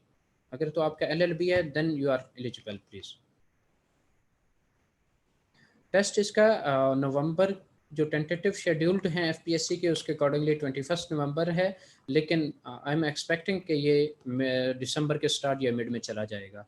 तो डियर्स, ये आप लोगों के लिए एक गोल्डन चांस है। आप देखें कि commerce background, law background, statistics, economics, एक ये 4 डिफरेंट डिग्रीज हैं, उनके लिए गोल्डन चांस है। BS-17 पे तो पोस्ट नंबर ऑफ पोस्ट बहुत कम होती हैं, तो BS-16 पे और एक इतने अच्छे डिपार्टमेंट्स में आपके लिए गोल्डन अपॉर्चुनिटी है कि आप, टाइम भी है, सिलेबस भी स्पेसिफिक है, गाइडेंस भी आपको मिल रही है, मटेरियल भी आपको प्रोवाइड किया जाएगा और एक इकोनॉमिकल पैकेज भी ऑफर किया जा रहा है। आप लोग हिम्मत करें, इस सिलेबस को 2 से 3 दफ़ा रिपीट करें। आप सेशन ज्वाइन करते हैं तो हम इंशाल्लाह आपको इंटरप्रिटेशन प्लस चैप्टर 3 का जो न्यूमेरिकल है वो भी करवाएंगे, ताकि आपको कंसेप्चुअल चीज़ें क्लियर हो जाएं। हम सेक्शन वाइज उसको चैप्टर को करवाएंगे। जे एफपीएससी ओवर क्वालिफाइड के हवाले से कुछ नहीं होता, क्योंकि वो देखते हैं कि जो एप्लीकेंट है वो कितना एलिजिबल है इस जॉब के लिए, या आपके इंटरव्यू पे डिपेंड करता है। ज़ाहिर बात है जो आपकी क्वालिफिकेशन होगी, इंटरव्यू फिर आपकी उसको क्वालिफिकेशन के ऊपर बेस कर रहा था एफपीएससी का। डियर्स, यहाँ पे मैं एक चीज़ आपको क्लियर करता चलूँ कि इन सेशंस में हमारे जो सीएसपी ऑफिसर्स हैं वो भी ज्वाइन करेंगे। कुछ टॉपिक्स इसमें जो इम्पोर्टेंट टॉपिक्स हैं वो हमारे सीएसपी ऑफिसर्स भी करवा रहे होंगे, गेस्ट लेक्चर्स होंगे। अकाउंटिंग के 1-2 चैप्टर्स हैं वो हमारे एक इंस्पेक्टर हैं वो दूसरे हैं वो करवाएंगे। तो ये 3 से 4 टीचर्स होंगे जो आपका ये 80% वाला पोर्शन जो है वो करवा रहे होंगे। टाइम टू टाइम जहाँ पे हमने ज़रूरी समझा आपका अट्रैक्शन जो है वो सीएसपी ऑफिसर्स के साथ भी करवाया जाएगा। तो डियर्स, ये एक ऐसी एकेडमी है, कंट्री वाइड फर्स्ट एकेडमी है जिसने एक ऐसा इनिशिएटिव लिया है कि एक इकोनॉमिकल पैकेज में आपको बहुत सारी चीज़ें एक ही प्लेटफॉर्म से ऑफ़र की जा रही हैं। अभी तक मैंने कोई ऐसी एकेडमी नहीं देखी कि जो इंग्लिश का पोर्शन भी इतने ही पैकेज के अंदर करवा रही हो। तो डियर्स, हमारे पास जो इंग्लिश का पोर्शन क्लियर करवाएंगे वो ऑलरेडी इसी एकेडमी में ही कम्पिटिटिव एग्ज़ाम के इंग्लिश की प्रिपरेशन करवाते हैं। उन्होंने अपनी ऑलरेडी चीज़ें कंपाइल्ड हैं और फर्दर वो टाइम टू टाइम आप लोगों की जैसी क्लासेस होंगी इसमें इंशाल्लाह वो आपको अच्छा गाइड करेंगे और अच्छा मटेरियल प्रोवाइड करेंगे। डियर एस्पिरेंट्स, बहुत कॉमन सी क्वेरी है कि सर कोई बुक बता दें। डियर्स, जैसे ही कोई स्टूडेंट बुक के बारे में सोचता है इट्स मीन कि उसको गाइडेंस नहीं मिल रही कि कौन सा टॉपिक है, कहाँ से आना है। डियर्स, अगर तो सिलेबस हो जेनेरिक टाइप का जिस तरह पीपीएससी का होता है, या आप कह लें कुछ जनरल एबिलिटी एफपीएससी के एग्ज़ाम होते हैं, वहाँ पे तो बुक्स का चलो कोई लॉजिक बनती है। जहाँ पे सिलेबस जेनेरिक स्पेसिफाइड है और आपको बताया भी जा रहा है कि ये टॉपिक इस चीज़ से इसका सोर्स मटेरियल यहाँ पे है, फलां वेबसाइट है, आप इसका बेसिक्स मटेरियल हम आपको प्रोवाइड करते चले जाएंगे, तो वहाँ पे कोई मार्केट की बुक सजेस्ट करना बनती नहीं है। फर्दर ये आप पे डिपेंड करता है, आप मार्केट विजिट करें, ओवरव्यू करें, लेकिन किसी भी बुक को जब आप लें तो उसमें चीज़ें मैं आपको एक बता देता हूँ जो चीज़ें आपने कंसिडर करनी है। वो ये कंसिडर करनी है कि एक बुक है, टॉपिक है, ये टॉपिक मैंने आपसे शेयर करती है, इनकी थ्योरी है, प्लस थ्योरी से फ़ौरन ही उस टॉपिक की थ्योरी के बाद उसके एमसीक्यूज़ हों। तो एटलीस्ट मिनिमम आपको 800 प्लस एमसीक्यूज़ आप करते हैं ओवरऑल 6 टॉपिक से रिलेटेड, तो फिर डियर्स आप लोगों का ये क्लियर होगा।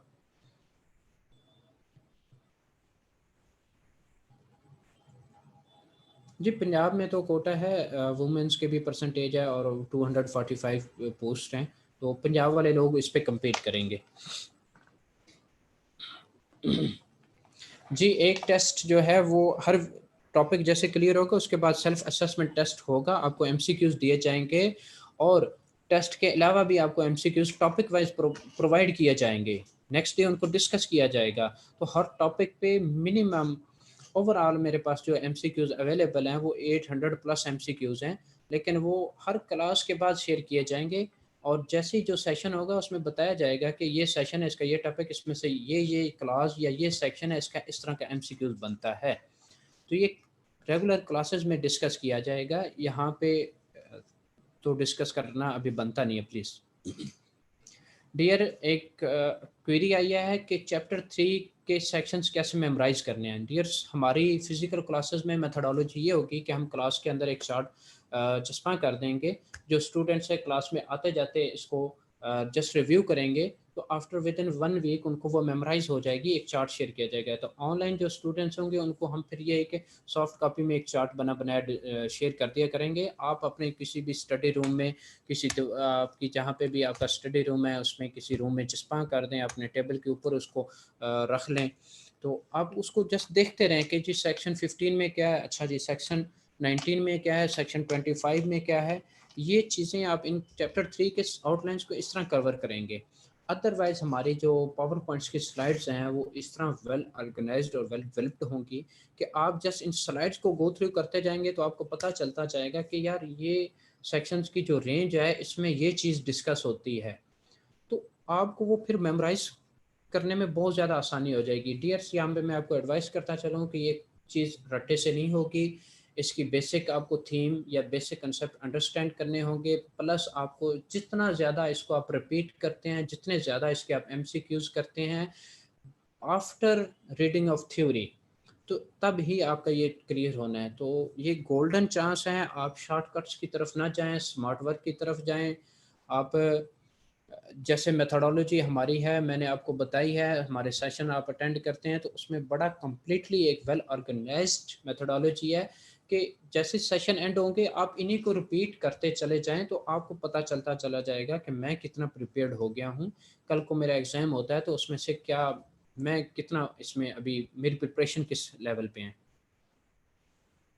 डियर एमपीए मार्केटिंग वालों की सिलेक्शन में कोई इशू नहीं है, मेरा अपना एमपीए मार्केटिंग है, इससे पहले 2 इयर्स का बीकॉम था पंजाब यूनिवर्सिटी से। मार्केटिंग ऐसा होता है कि जो आपकी क्वालिफिकेशन होती है मास्टर लेवल पे अगर है होती है, कुछ हमारे इस बैच में बीकॉम वाले भी सिलेक्ट हुए थे, सिंपल वाले, बीए इकोनॉमिक्स वाले भी सिलेक्ट हुए थे। तो एमबीए मार्केटिंग अगर है तो वो मार्केटिंग से रिलेटेड आपसे क्वेश्चन कर लेंगे इंटरव्यू में। इंटरव्यू के टाइम पे ये चीज़ें मैटर इसलिए कर रही होती है कि वो आपकी एकेडमिक क्वालिफिकेशन के अकॉर्डिंगली आपसे इंटरव्यू कंडक्ट कर रहे होते हैं। तो इंशाल्लाह ये रिटन एग्ज़ाम के बाद हम ये भी सेशन लगाएंगे, आपको प्रोफाइल ब्रीफिंग के बारे में बताया जाएगा कि एफपीएससी के आगे आपने अपनी प्रोफाइल जो है वो कैसे उनको ब्रीफ करनी है। जी dear, yes dear, I am inspector in revenue, batch 2018 में मैंने ज्वाइन किया है। I am posted in regional tax office Sargodha please. Dears I think so that के कुछ एस्पेरेंट्स ने हमें बाद में ज्वाइन किया है, तो मैं यहाँ पे उनको क्लियर करता चलूँ अपने तारफ़ के बारे में कि dears my name is Mohammad Hameed, belong करता हूँ सरगोदा सिटी से। I did MBA with marketing from university of Sargodha. After that almost 3 years मेरा मल्टीनेशनल कंपनीज में डिफरेंट मार्केटिंग एंड सेल्स के ऊपर एक्सपीरियंस है, ऑटोमोबाइल इंडस्ट्री का और ऑक्सफोर्ड यूनिवर्सिटी प्रेस में। उसके बाद ऑलमोस्ट 3 इयर्स का मेरा बैंकिंग का एक्सपीरियंस है। बैंकिंग के बाद ऑलमोस्ट अब 3 इयर्स मुझे एफपीआर में भी हो गए हैं। मेरा इंटरव्यू में मेजर जो क्वेश्चन थे इंटरव्यू के अंदर वो किए गए थे मेरी करंट जॉब के हवाले से। ये चीज़ें हमारी इंशाल्लाह रिटन एग्ज़ाम कंडक्ट होने के बाद हमारे जब सेशन चलेंगे इंटरव्यू के हवाले से उस वक्त ये चीज़ें आपसे डिटेल में शेयर की जाएंगी। रिटन एग्ज़ाम के हवाले से आपको बताता चलूँ डियर्स, मैंने 3 मंथ लगाए थे, स्टडी की थी।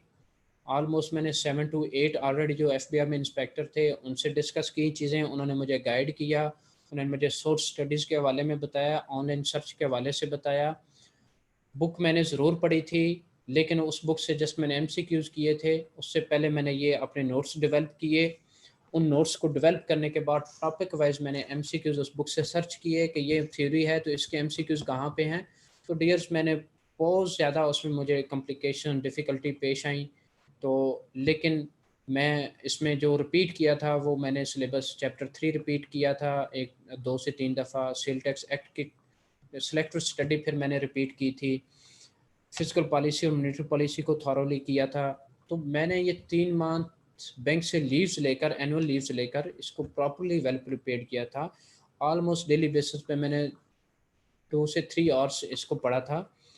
रेगुलर नहीं पढ़ पाया था लेकिन वीक में ऑलमोस्ट 4 to 5 डेज में लाजमी स्टडी करता था। तो डियर्स आप लोगों के लिए एक बेस्ट टाइम है, बेस्ट अपॉर्चुनिटी है। आप स्टार्ट लें, इसकी बेसिक चीज़ें जो हैं वो आज से ही पढ़ना स्टार्ट कर दें। तो डियर्स अगर आपकी क्वेरीज एंड हो गई हों तो मुझे थोड़ा सा टाइम दे दें कि मैं आपको थोड़े से फर्स्ट टॉपिक के हवाले से बता दूं और उसकी जो हमारा एक वे ऑफ टीचिंग है उसके अकॉर्डिंगली आपको थोड़ा सा पता चल जाए, हमारी मेथडोलॉजी का पता चल जाए, हमने किसी एक टॉपिक को किस किस एरिया से कवर करना है उसका आपको पता चल जाए। तो please let me start from first topic of with the name of, जो कि आप जानते हैं, function of FBR। Dear aspirants, इस टॉपिक में बहुत सारे ऐसे फर्दर आउटलाइंस हैं कि जो सिलेबस में नहीं पता चलती लेकिन आप लोगों ने स्टडी मस्ट करनी है। तो मैं कोशिश करता हूँ कि यहाँ पे आपको वीडियो में ये चीज़ शेयर हो जाएं स्लाइड्स।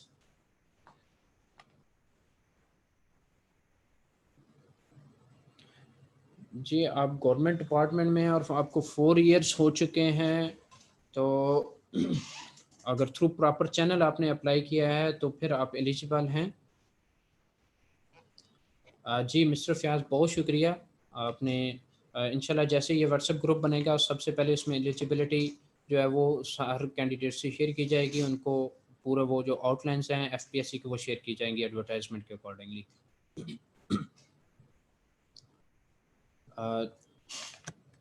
जी डियर्स मैं स्टार्ट करने लगा हूँ। थोड़ा सा ओवरव्यू आपको देना है कि हमारी क्या मेथडोलॉजी है, टॉपिक वाइज को हम कैसे क्लियर करेंगे। प्लीज़ जस्ट हम नियर टू एंड है हमारा सेशन।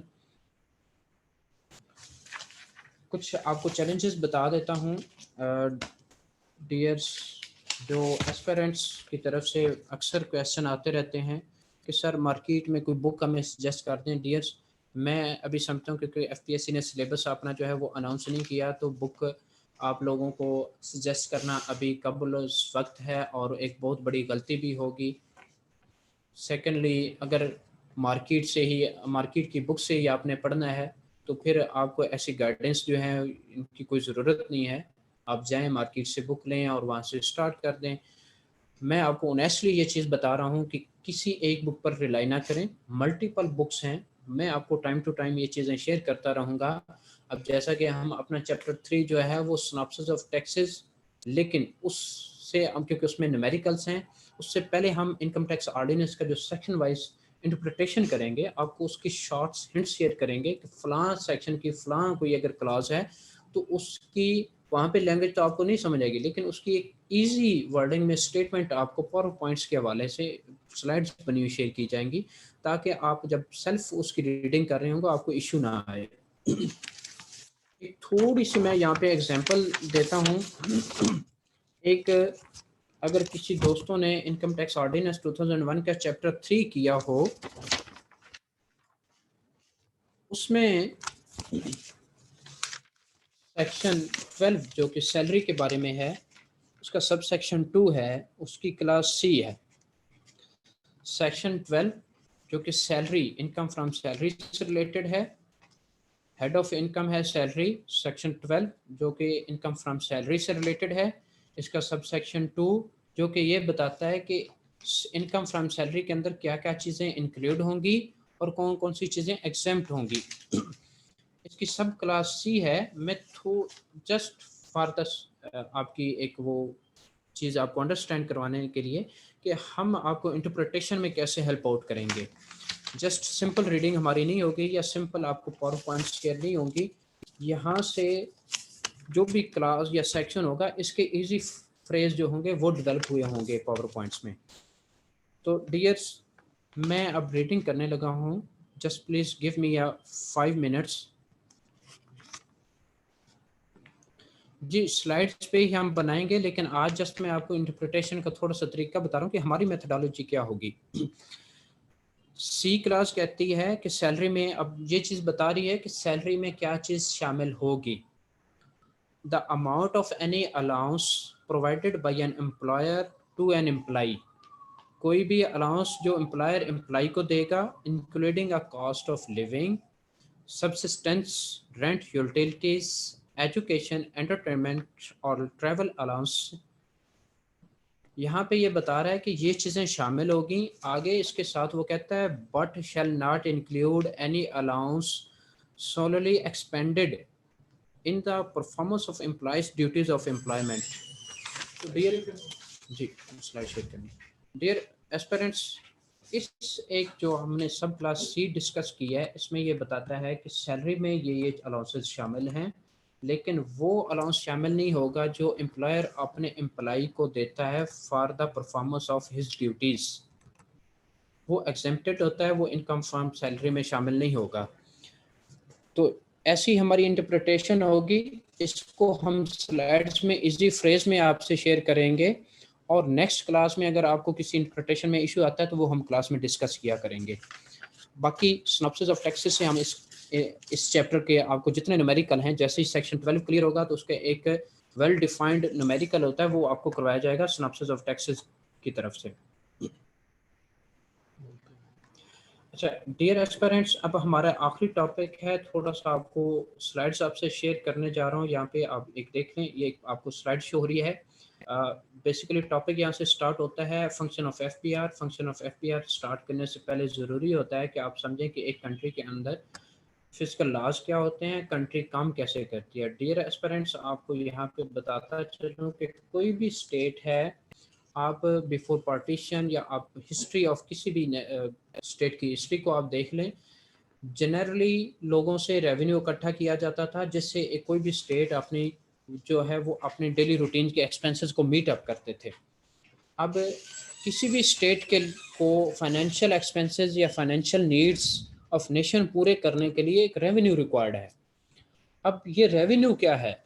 ये रेवेन्यू टैक्सेस हैं और नॉन टैक्सेस हैं। डियर, अब टैक्सेस जो हैं गवर्नमेंट या स्टेट कैसे कलेक्ट करती है, इसके लहे अमल क्या हैं, इसके कवानीन क्या हैं, इसके प्रोसीजर्स क्या हैं, इसके रेट्स क्या हैं, ये कैसे कैलकुलेट होगा, कौन देगा कौन नहीं देगा, ये सारी चीज़ें किसी किसी लॉ में डिफाइंड होती हैं। इन लॉज को हम कहते हैं फिजिकल लॉज। अब टैक्सेस के हवाले से जितने भी लॉज हैं वो फिजिकल लॉज, जिसमें आपका income tax ordinance 2001, sale tax act 1990, FED act 2005 and custom act 1969, ये आपके फिजिकल लॉज हैं। एमसीक्यूज आ जाता है कि फिजिकल लॉज कौन कौन से हैं, नीचे ऑप्शंस दिए होते हैं, उसमें आपने देखना होता है कि जी हाँ जी एफपीआर इंटर रेवेन्यू के ये हैं, कस्टम के ये हैं। ये इस स्लाइड में इन चीज़ को इसलिए शामिल किया था कि कोई चीज़ आपकी स्किप ना हो जाए। डियर एस्पिरेंट्स, अब कोई भी डिपार्टमेंट जो है वो फिजिकल लॉज को कौन से डिपार्टमेंट्स हैं जो फिजिकल लॉज की इन्फोर्समेंट करते हैं। अब पाकिस्तान में फेडरल लेवल पे एफबीआर है, प्रोविंशियल पंजाब में अब आप देख लें एक्साइज एंड टैक्सेशन है, जो पंजाब गवर्नमेंट ऑफ पंजाब के जितने भी फिजिकल मामलात हैं लॉज हैं उनको इन्फोर्स करता है। साथ ही आप कह लें कि एक बोर्ड ऑफ रेवेन्यू है जो एग्रीकल्चर टैक्सेस की इन्फोर्समेंट, जो एग्रीकल्चर टैक्स लॉज की जो है प्रोविंशियल लॉज हैं उनकी इन्फोर्समेंट करता है। तो डियर्स, अब थोड़ी सी हिस्ट्री आप यहाँ पे देख लें कि मैंने इस स्लाइड में अब ये वो मैक्सिमम ऐसी ये पॉइंट्स डाले हैं जहाँ से एमसीक्यूज बनते हैं। तो इसकी जैसे ही अब ये स्लाइड में ब्रीफ करूँगा, आज हमारा ये सेशन बी सपोज के हमारी ये फर्स्ट क्लास चल रही है, ये सेशन एंड होता है, तो इस एंड होने के साथ ही आज की जितनी भी हमारी एक कोई थ्योरी है जहाँ से ये मैंने प्रिपेयर किया है वो आपसे शेयर कर दिया जाएगा, ताकि आप थ्योरी भी पढ़ लें, ये स्लाइड्स भी पढ़ लें। इस टॉपिक के एंड होने के बाद आपको एमसीक्यूज दे दिए जाएं। ताकि कोई भी एस्पेक्ट्स आपका रह ना जाए। आपको किसी फर्दर बुक जो मैं सजेस्ट करूं उसके अलावा किसी बुक की तरफ आपको जाने की ज़रूरत ना पेश आए। अदरवाइज़ आप जो मर्ज़ी पढ़ें, हमें इससे या मुझे इससे कोई इशू नहीं है, लेकिन हमने आपको मैक्सिमम फैसिलिटेट करने के लिए थ्योरी वर्ड या पीडीएफ में आपको ये इन शेप ऑफ बुक या आपके लिए टॉपिक वाइज ये बुक होगी, वो भी शेयर होगी, ये स्लाइड्स भी शेयर होंगी, प्लस एमसीक्यूज और सब असेसमेंट भी शेयर होगी।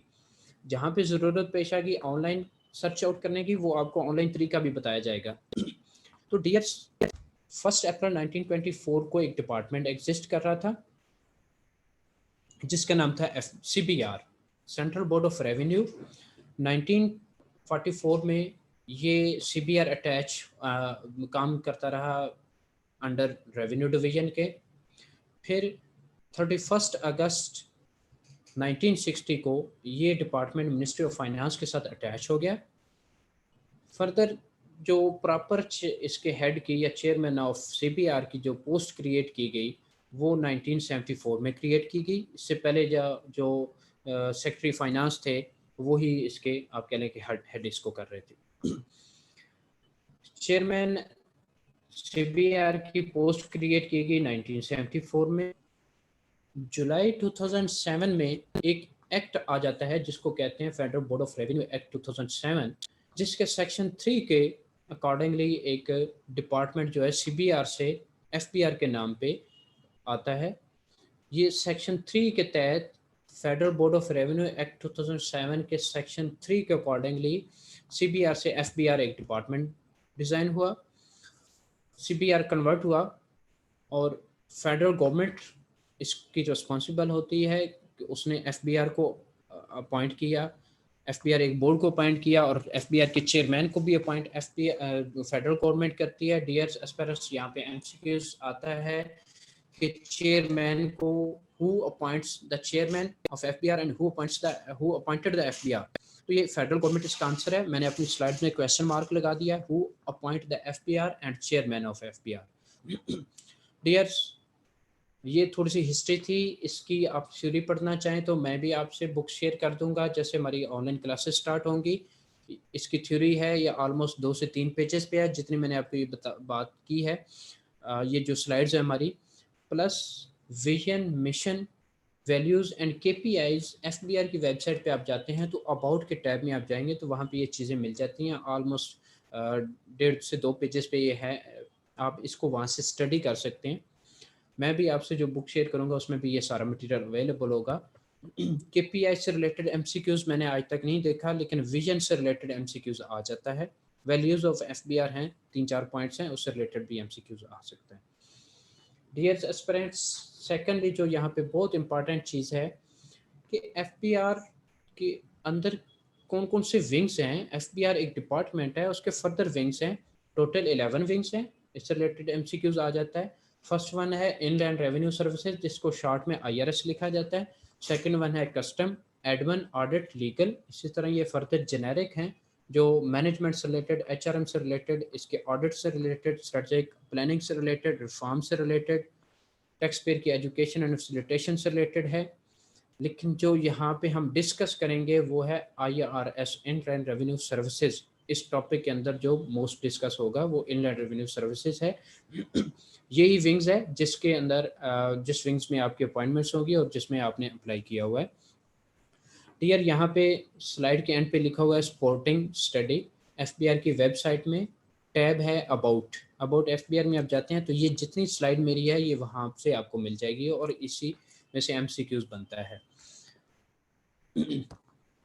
अब डियर, सेकंड स्लाइड है, बात होती है कि what is tax and tax structure क्या है। डियर, टैक्स की जब भी डेफिनेशन आती है तो वो आपने एज पर लॉ प्रिपेयर करनी है और ये कौन सा लॉ, कौन सा सेक्शन, कौन सी सब क्लास इसको डिफाइन करती है वो मैंने पहले पॉइंट लिखा है। Tax is defined, a tax is defined under section 2 sub class 63 of income tax ordinance 2001। आप इसको चेक भी कर सकते हैं इनकम टैक्स ऑर्डिनेंस 2001 ओपन करके कि वाकई सब सेक्शन 2 की सब सेक्शन जो 63 है उसमें उसने टैक्स की को डिफाइन किया हुआ है। अब यहाँ पे वही जो वहाँ पे डिफाइन या लिखा हुआ है वो मैंने पेस्ट भी कर दिया है। Tax means any tax imposed under section chapter 3। Dears, हमने चैप्टर 3 के बारे में डिटेल में डिस्कस किया है कि चैप्टर 3 की थीम क्या है या वो किस चीज़ को डिस्कस करता है। वो बेसिकली है इम्पोजिशन ऑफ या calculation of taxable income, total income. तो ये कहता है tax means any tax imposed under chapter 3 and includes, इसके अलावा क्या क्या चीज़ें इंक्लूड्स हैं, any penalty, fee or other charges or any sum or amount leviable or payment under this ordinance। वो कहता है चैप्टर 3 के अलावा बाकी भी काफ़ी सारे सेक्शंस हैं जो जिनके अकॉर्डिंगली या जिनके थ्रू जो सेक्शंस बताते हैं कि टैक्स पेयर को ये पेनल्टी लगती है, ये फीस है या ये चार्जेस हैं। तो इसकी डेफिनेशन आपने एज पर लॉ प्रिपेयर करनी है। फिर डियर्स बात आ जाती है टैक्स स्ट्रक्चर्स क्या होते हैं। प्रोग्रेसिव टैक्सेस होते हैं, प्रोग्रेसिव टैक्सेस और प्रोविंशियल टैक्स। अब प्रोग्रेसिव टैक्सेस ये होते हैं कि जैसे जैसे आपकी इनकम इंक्रीज होती है रेट ऑफ टैक्स भी इंक्रीज होता है। जैसे कि फर्स्ट शेड्यूल में इनकम फ्रॉम सैलरी इसी तरह है, इनकम फ्रॉम बिजनेस के स्लैब्स हैं। जैसे जैसे आपकी इनकम फ्रॉम बिजनेस या इनकम फ्रॉम सैलरी इंक्रीज होती है आपकी स्लैब्स भी इंक्रीज होती हैं। सेकंड पे है प्रोपोर्शनल टैक्स। प्रोपोर्शनल टैक्स होता है कि एक फिक्स रेट लगा दिया जाता है। हमारा इनकम टैक्स ऑर्डिनेंस का सेक्शन 113 है जो मिनिमम टैक्स को डिस्कस को डील करता है। उसमें बताया गया है कि जनाब टर्नओवर जो भी होगा इस लिमिट से ऊपर होगा तो उसमें अगर नेचर ऑफ टैक्स पेयर ये है, डिस्ट्रीब्यूटर है, मैन्युफैक्चरर है या उसकी डिफरेंट वो फर्स्ट शेड्यूल में डिफाइंड है, तो उसको इतना परसेंटेज टैक्स लगेगा, 0.25, 1.25। ये टियर्स रेशोस होती हैं, परसेंटेजेस होती हैं, इसको प्रोपोर्शनल टैक्सेस कहते हैं। सेकंड वन पे है क्लासिफिकेशन ऑफ टैक्सेस। अब फेडरल टैक्सेस भी होते हैं, प्रोविंशियल टैक्सेस भी होते हैं। मैंने इस अपनी स्लाइड में बता दिया कि फेडरल टैक्सेस कौन से हैं और डिपार्टमेंट कौन सा इनको डील करता है, प्रोविंशियल टैक्सेस कौन से हैं और उनको डिपार्टमेंट कौन सा डील करता है। फेडरल टैक्सेस की जैसे कि आपको पता है income tax except agriculture tax, क्योंकि agriculture tax provincial subject matter है। एफबीआर इसको डील नहीं करता। एफबीआर में एग्रीकल्चर इनकम पे एग्जम्पशंस होती हैं, लेकिन सब्जेक्ट टू कि आपने प्रोविंशियल अथॉरिटी में इसका टैक्स पे किया हुआ। तो इनकम टैक्स है, सेल टैक्स है, एफईडी है, कस्टम ड्यूटी है, पेट्रोलियम लेवी, और इन तमाम टैक्सेस को जो फेडरल टैक्सेस इनको डील करता है एफबीआर। प्रोविंशियल टैक्सेस में आप जैसे कि स्लाइड्स पे देख रहे हैं agriculture tax, CVT, motor vehicles, land taxes, property taxes, उसके बाद cesses like cotton cess, sugar cess, excises on hotels. इनके लिए एक्साइज एंड टैक्सेशन डिपार्टमेंट है, प्रोविंशियल डिपार्टमेंट है पंजाब में, और board of revenue government of Punjab के अंडर है, वो इन प्रोविंशियल टैक्सेस को डील करते हैं। डियर एस्पिरेंट्स, यहाँ पे एक बहुत इंपॉर्टेंट चीज़ है कि टाइप्स ऑफ टैक्सेस क्या हैं, direct taxes and indirect taxes. Direct taxes और इनडायरेक्ट टैक्सेस के हवाले से इनकी जो डेफिनेशन है फर्दर, इसके ऊपर आप कह लें कि एक कंप्लीट ये स्टडी है, एक दो स्लाइड्स पे होगी। इंशाल्लाह हम नेक्स्ट अपनी क्लास में इनको डिस्कस करेंगे और इनसे रिलेटेड एमसीक्यूज मस्ट आता है। आप ये चीज़ नोट कर लें कि एफबीआर में चेयरमैन की अपॉइंटमेंट, एफबीआर जो डिपार्टमेंट है वो कौन से एक्ट के तहत, कौन से सेक्शन के तहत, और एफबीआर सीबीआर से एफबीआर में कब कन्वर्ट हुआ, किस डेट को हुआ, ये ऐसी चीज़ें हैं जो मैं आपको रिपीट कर रहा हूँ, इनसे रिलेटेड एमसीक्यूज मस्ट आते हैं। डायरेक्ट टैक्सेस में क्या चीज़ आ जाती है, इनकम टैक्स है, क्योंकि ये उसी को लगता है जिसने ये पे करना होता है, इसका बर्डन आगे शिफ्ट नहीं होता है, इसलिए इसकी nature of tax direct tax है कि अगर मैंने कोई इनकम टैक्स पे करना है तो वो मुझे ही इम्पोज होगा और मैंने ही पे करना है। इसी तरह वर्कर वेलफेयर फंड्स हैं, ये जिस ऑर्गेनाइजेशन को लगता है उसी ने ही पे करना होता है। ये इंडस्ट्रियलिस्ट को लगता है और उन्होंने ही पे करना होता है, वो इस टैक्स को फर्दर अपने एम्प्लॉयज़ या लेबर पे इसको ट्रांसफ़र नहीं करते, शिफ्ट नहीं करते। और ये डायरेक्ट टैक्स इसको कहते हैं कि जिसका होता है उसी से ही लिया जा रहा होता है। इनडायरेक्ट टैक्सेस वो होते हैं कि वो जैसा कि आप सेल टैक्स है जो रिटेल प्राइस में शामिल होता है, आप लोग मार्केट से प्रोडक्ट परचेज करते होंगे, सेल टैक्स एंड यूज़र का होता है लेकिन पे इंडस्ट्रियलिस्ट ऑलरेडी कर चुका होता है, in the shape of retail price में वो शामिल इंक्लूडेड होता है। एंड यूज़र जब प्रोडक्ट खरीदता है उस वक्त वो उसको पे कर रहा होता है, और वो टैक्स ऑलरेडी मैन्युफैक्चरर ने पे कर दिया होता है। तो ये नेचर ऑफ टैक्स इनडायरेक्ट है, टैक्स एंड यूज़र का, पे इंडस्ट्रियलिस्ट कर रहा है। इसी तरह कस्टम ड्यूटीज़ और फेडरल एक्साइजेस भी की नेचर इनडायरेक्ट टैक्सेस है। और नेक्स्ट स्लाइड्स डियर्स, ये जैसे कि आप देख रहे हैं, हम इंशाल्लाह ये फर्दर चीज़ें जो हैं हम हमारी जैसी रेगुलर क्लासेस स्टार्ट होंगी हम इनको डिस्कस करेंगे। यहाँ पे IRS in revenue services and responsibility of chairman की हैं, ये भी डिटेल में डिस्कस हैं, एक डोमेस्टिक टैक्सेस के हवाले से।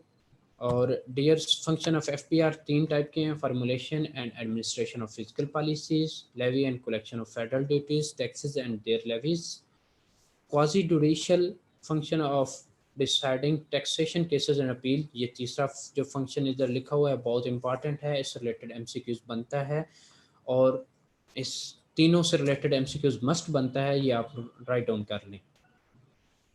अब डियर्स फर्दर इनकी जो as per federal board of revenue act 2007 के अकॉर्डिंगली चेयरमैन की रिस्पॉन्सिबिलिटी हैं, बोर्ड की जो फंक्शंस एंड पावर्स हैं वो इंशाल्लाह हम अपनी जब ये रेगुलर हमारे सेशन स्टार्ट होंगे उसमें डिस्कस करेंगे। इससे नेक्स्ट एक ये चार्ट शेयर किया गया, चेयरमैन होता है, उसके नीचे मेंबर्स होते हैं, डीजीज होते हैं, कस्टम के डीजीज होते हैं, आईआर के डीजीज होते हैं, मेंबर्स होते हैं, एटलीस्ट 7 मेंबर्स होते हैं, फेडरल गवर्नमेंट मेंबर्स ऑफ। एक चीज़ आप याद रखें, चेयरमैन ऑफ एफबीआर भी फेडरल गवर्नमेंट अपॉइंट करती है, मेंबर्स ऑफ एफबीआर भी फेडरल गवर्नमेंट ही अपॉइंट करती है। ये एट लीस्ट मिनिमम 7 मेंबर्स होते हैं। और एटीआईआर एक सेपरेट डिपार्टमेंट है जो कि इंशाल्लाह हम नेक्स्ट अपनी डिटेल्स स्टडी में जाके इसको डिस्कस करेंगे। Under section 130 of income tax ordinance 2001 ये आपने रीड करना है। एटीआईआर की सिलेक्शन एटीआईआर के ऊपर है। Appellant tribunal in revenue services हैं, यहाँ पे ये एक एपलेंट फोरम है, तो इसके मैंने सेक्शन लिख दिए हैं, ये सिलेबस में शामिल नहीं है, लेकिन जब आप हायरार्की ऑफ एफबीआर डिस्कस करते हैं तो ये एटीआईआर को भी डिस्कस करना बहुत ज़रूरी होता है। आपको पता होना चाहिए कि इसका काम क्या है एटीआईआर का। और लास्ट वन पे एमसीक्यूज़ हैं डियर्स, ये आप लोग एक दफ़ा देख लें, ये मैंने कुछ एमसीक्यूज़ डिज़ाइन किए हैं, आपको थोड़ा सा आइडिया हो जाएगा कि जो पीछे स्लाइड्स चली हैं उनमें से कौन कौन से एमसीक्यूज़ आते हैं। और फिर जैसे ये हमारा टॉपिक यहाँ पे क्लियर होता है तो हम आपको इसकी जो ऑलमोस्ट कोई 25 या 20 पेजेस पे इंक्लूडेड एक हमारी बुक है इस टॉपिक के ऊपर, वो आपसे शेयर की जाएगी पीडीएफ में, तो ताकि जब आपका एक सेल्फ असेसमेंट हो तो उसमें आपको क्लियरली आइडिया हो जाए। डियर स्टूडेंट्स, मैं अभी चैट ओपन करता हूँ, आपके कोई क्वेश्चंस हैं तो वो कर देता हूँ इसमें। अब ये क्योंकि थ्योरेटिकल टॉपिक था तो इसमें न्यूमेरिकल नहीं है, चैप्टर 3 में हम अपना न्यूमेरिकल करवाएंगे। ऑनलाइन करवाने के लिए हमारी मेथोडोलॉजी होगी कि हमारा एक वाइट बोर्ड होगा, उसके ऊपर हम चीज़ें आपको समझा रहे होंगे कि जो सेक्शन 12 है वो इन चीज़ों को डिस्कस करता है, उसमें ये चीज़ शामिल होगी, न्यूमेरिकल के एस्पेक्ट्स के हवाले से भी वो आपसे डिस्कस होगी। इसी तरह चैप्टर 13, 14, फिर एंड पे जाके इनकम फ्रॉम सैलरी का पूरा एक न्यूमेरिकल आपको उसका चार्ट एक बल्कि एक आपको एक्सरसाइज के लिए एक दिया जाएगा। नेक्स्ट टाइम नेक्स्ट क्लास में आपको बता दिया जाएगा कि इसकी कैलकुलेशन ये चीज़ें आपने शामिल करनी है और ये एग्जेम्प्टेड हैं जब आप इनकम फ्रॉम सैलरी कैलकुलेट कर रहे हो। तो डियर्स, इंटरप्रिटेशन बहुत अहम है। इंशाल्लाह आप अगर हम एनरोलमेंट करवाते हैं तो इंशाल्लाह आप देखेंगे कि हम आपको एक वेल डिफाइंड और इजी वे में स्लाइड्स प्रोवाइड करेंगे, बेस्ड होंगी ऑन एक टॉपिक बेस्ड एक बुक आप कह लें, या एक आपको पेजेस मिल जाएंगे प्लस एमसीक्यूज। तो dears, as soon as possible ये आप अपनी एनरोलमेंट करवा लें, ऐसा ना हो कि हमारी क्लासेस जो आगे चल जाएं और आप ये बेसिक चीज़ों से रह जाएं। तो डियर्स, कोई किसी की क्वेरी है या कोई फर्दर कोई क्वेश्चन करना चाहता है तो प्लीज़।